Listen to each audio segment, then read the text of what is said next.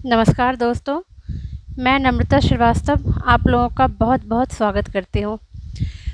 जैसा कि हमने पिछले वीडियो में बात की थी कि क्यों कुछ फैक्टर्स होते हैं जिनका हमें बहुत डर लगता है अपनी लाइफ में, तो ये वीडियो बस उसी के कंटिन्यूशन में है और यहाँ हम लोग 3 चीज़ों को देखेंगे। एक तो हमारा रहेगा कि आखिर ये विज्ञान क्या है जिसके थ्रू हम देखते हैं कि लोग ये क्लेम करते हैं कि हम पीछे की लाइफ को जाके देख सकते हैं या फिर हम फ्यूचर देख सकते हैं, भविष्य की चीज़ें देख सकते हैं।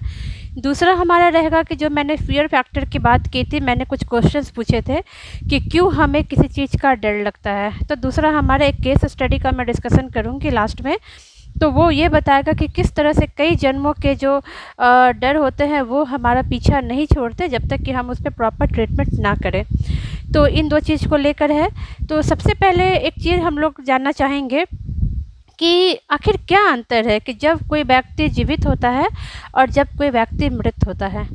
एक जीता जागता आदमी, आखिर ऐसी क्या चीज़ होती है कि उसको हम लोग मृत की कैटेगरी में ले आते हैं, मतलब हम बोलते हैं कि अब वो मृत हो चुका है। सिंपल सी बात है कि कुछ तो हमारे अंदर से निकलती है जिसकी वजह से एक जीता जागता आदमी मृत की कैटेगरी में आ जाता है। तो वो जो चीज़ निकलती है उसको इन जनरल टर्म हम लोग आत्मा के रूप में जानते हैं, आत्मा कहते हैं। तो ये वो चीज़ है जो अगर हमारे शरीर से निकल गई तो हमारा शरीर निष्प्राण हो जाता है और ये कोई नई बात नहीं है, ये हम में से सबको पता है। तो आखिर ये क्यों कहा गया है कि आत्मा के कई जन्म होते हैं और क्या ये आत्मा जो होती है इनका क्या परमात्मा के साथ कोई लिंक है? तो चलिए, ये हमारे एक सवाल है और किस तरीके से ये हमारे अगले अगले जन्म होते रहते हैं ये उस पे ही है। तो जैसे हम अपने पास्ट में जाएं तो हमारी लाइफ के हमारे जो भारत की परंपरा रही है वो बहुत अमीर रही है, बहुत एनरिच्ड रही है। यहाँ पे एक से एक ज्ञानी ऋषि मुनि हुए हैं जिन्होंने काफ़ी अच्छे अच्छे ज्ञान हमें दिए और जो अपने टाइम पे उन्होंने बहुत अच्छी अच्छी भविष्यवाणी भी की थी जो हमेशा सच निकलती थी। वो पास्ट में जा कर के देख सकते थे, वो फ्यूचर की बातें हमें बता सकते थे और एक्यूरेट, बिल्कुल सही। तो आखिर ऐसा कौन सा ज्ञान था, कौन सा नॉलेज उनके पास था जिसके थ्रू वो पीछे जाके भी देख सकते थे और आगे की लाइफ भी देख सकते थे? इसी चीज़ पे है। तो पहले डॉक्टर न्यूटन की अगर माने हम तो उनके जो बुक मैंने स्टडीज़ की है उसके अकॉर्डिंग कि जब हम जागृत अवस्था में होते हैं, जैसे अभी हम लोग जागृत अवस्था में हैं, तो इस अवस्था में क्या होता है ना कि हमारा जो माइंड होता है वो बीटा स्टेज में रहता है, ठीक है। और अगर इसमें हम ध्यान लगाए, लाइक अभी अगर हम लोग मेडिटेशन करें, ध्यान लगाने की कोशिश करें, तो हमारा जो मतलब जो फ्रिक्वेंसी हमारी मेमोरी की होती है, जो माइंड की होती है, वो सेकंड स्टेज में चला जाएगा और उस सेकंड स्टेज को अल्फ़ा स्टेज कहते हैं, जिसे ध्यान की अवस्था कहा जाता है, जहां हम ध्यान लगाते हैं। और अगर इस चीज़ को हम कंटिन्यू करें और आगे बढ़े और फर्दर हम आगे बढ़ते हैं तो ये जो फ्रिक्वेंसी है ये थर्ड लेवल पे मैच करती हैं और उसको हम लोग कहते हैं सबकॉन्शियस माइंड का मिलना, सबकॉन्शियस अति चेतन की अवस्था में पहुंचना। और ये जो स्टेज होता है इसको हम लोग थीटा स्टेज कहते हैं। यही वो स्टेज है जहाँ पे आकर के हम भविष्य की चीज़ों को भी देख सकते हैं और पास्ट में जा कर के कई जन्म पुरानी चीज़ों को भी देख सकते हैं और इसे सम्मोहन की अवस्था भी कहा जाता है। ये बहुत ही निर्णायक भूमिका निभाती है हमें पास्ट को जानने में या फ्यूचर की बात जानने में।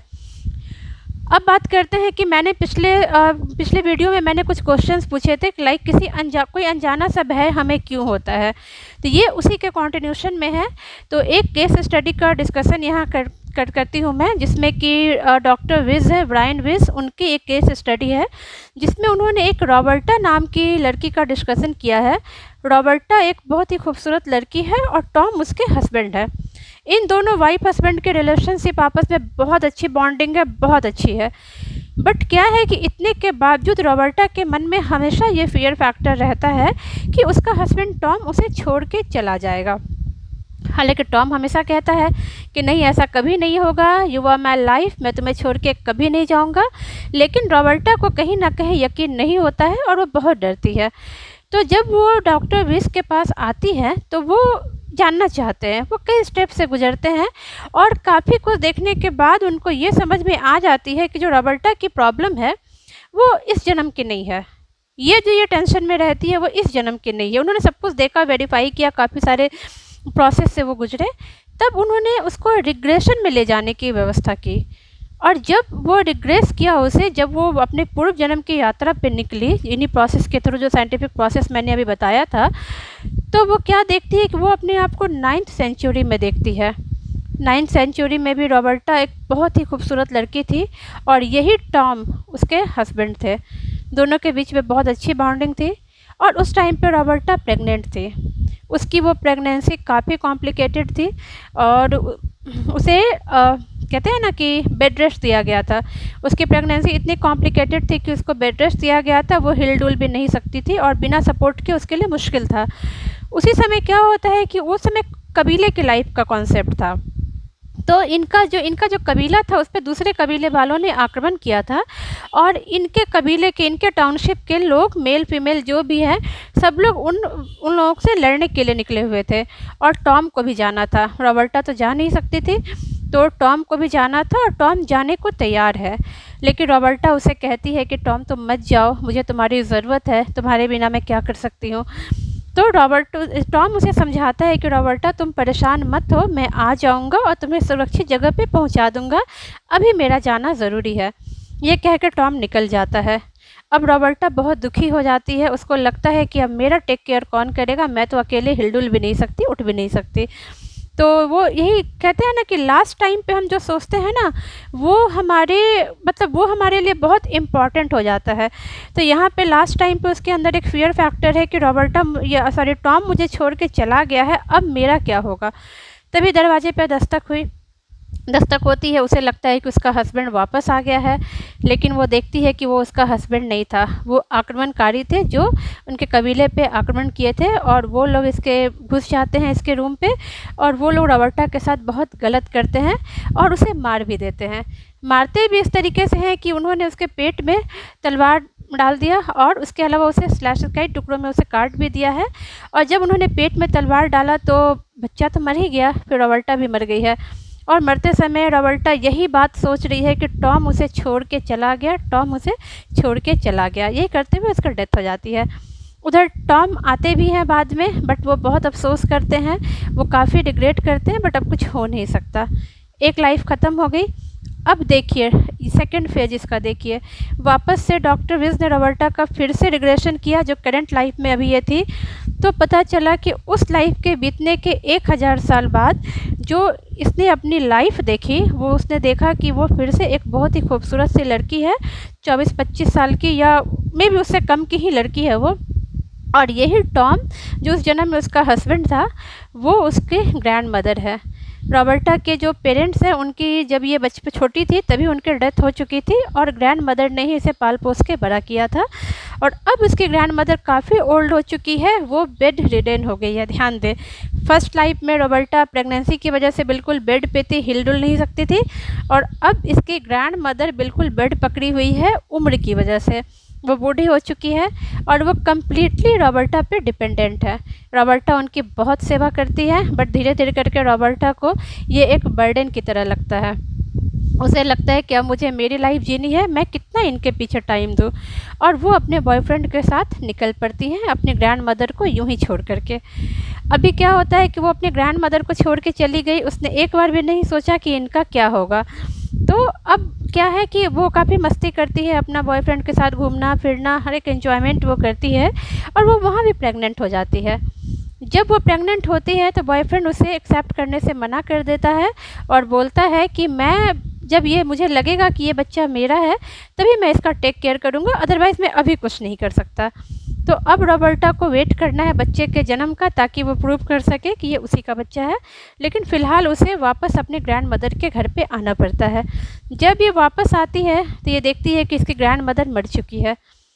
ठीक वैसे ही जैसे पिछले जन्म में रॉबर्टा बिल्कुल बेड पे थी और वो ख़त्म हो गई थी, मार दी गई थी, इस जन्म में इसकी ग्रैंड मदर ऐसे ही बिल्कुल बेड पे थी, वो उठ के अपना काम नहीं कर सकती थी, तो वो ख़त्म हो गई।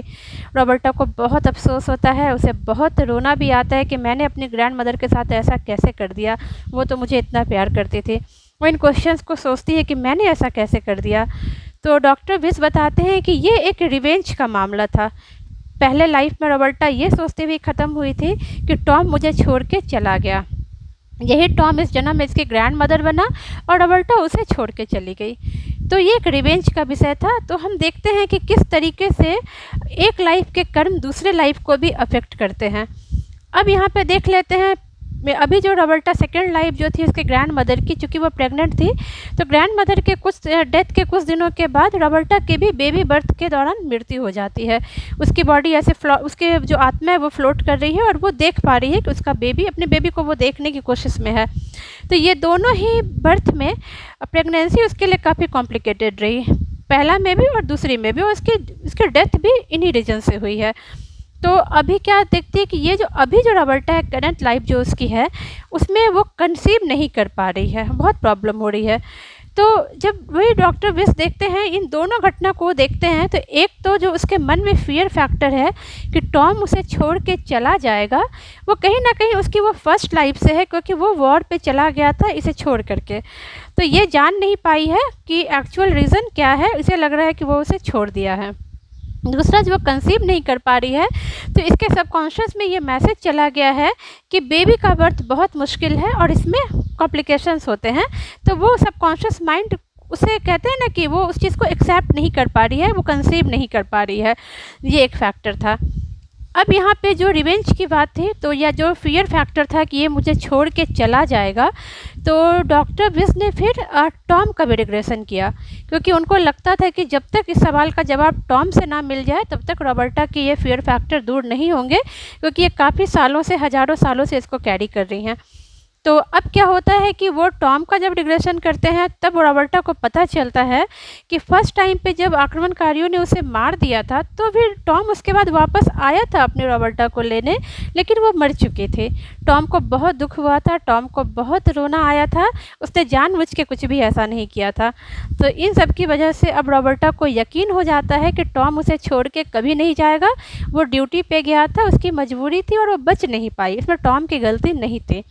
तो इस तरीके से हम देखते हैं कि जो अनजाना फियर फैक्टर होता है, ये फियर फैक्टर कि टॉम मुझे छोड़ के चला जाएगा, डॉक्टर विस कहते हैं कि ये हज़ारों साल से कैरी कर रही थी अपने उस जन्म की वजह से। और जब वो धीरे धीरे करके परत दर परत वो बातें खुली, तो उसे जब समझ में आया कि इस डर का एक्चुअल रीज़न क्या है, तो उसके मन से वो दर्द हट गया और वो एक नॉर्मल लाइफ जीने लगी। दोनों वाइफ हस्बैंड एक नॉर्मल लाइफ जीने लगे, अदरवाइज़ वो पहले उनकी लाइफ डिस्टर्ब हो रही थी। तो इस तरीके से हम देखते हैं कि हमारे कर्म का फल हमारे ऊपर ज़रूर पड़ता है, और इसलिए भी कहा गया है कि हमें, मतलब हम मुक्ति नहीं पा सकते कि हम कुछ भी कर दिए और चलो निकल लिए। कहीं ना कहीं वो चीज़ें हमें खींच के लाती है। तो मैं इस तरीके से ये केस स्टडी हमें ये एक अनजानी डर के बारे में बताती है, और ऐसे बहुत सारे फियर हमारे लाइफ में रहते हैं। किन्हीं लोगों को, जैसे मैंने पहले भी कहा था, डूबने का खतरा लगता है, किन्हीं को छत पर से नीचे देखने का। तो ये सबके लिए पीछे भी कुछ ऐसे ही रीज़न होते हैं। अगर आपको उसके प्रेजेंट लाइफ में अगर आपको उसका कोई रीज़न नहीं दिखता, तो अवश्य ही वो पिछली लाइफ से जुड़ा हुआ है, और ये ज्ञान विज्ञान इन्हीं चीज़ों पे है। अब इसे बहुत रिसर्च हो रहा है। तो मैं अपने अगले वीडियो में भी कुछ ऐसे ही केस स्टडीज़ लाऊंगी, जो मैंने अब तक जितनी सारी बुक पढ़ी हैं और जो भी केस स्टडीज़ मैं देख रही हूँ, जो मेरे कम्युनिकेशन इस विषय पे हुए हैं, उनसे मैं कोशिश कर रही हूँ कि ज़्यादा से ज़्यादा लोगों तक मैं इस अवेयरनेस को ला सकूँ। ये मेरा एक प्रयास है, मैं कोशिश कर रही हूँ, देखती हूँ। और आप लोगों से भी मेरा एक रिक्वेस्ट है कि अगर आप लोगों का फीडबैक हो तो ज़रूर दीजिएगा, उससे मुझे भी समझ में आएगा कि मुझे किस तरीके से इसको लेके आगे जाना है। Thank you so much friends, thank you.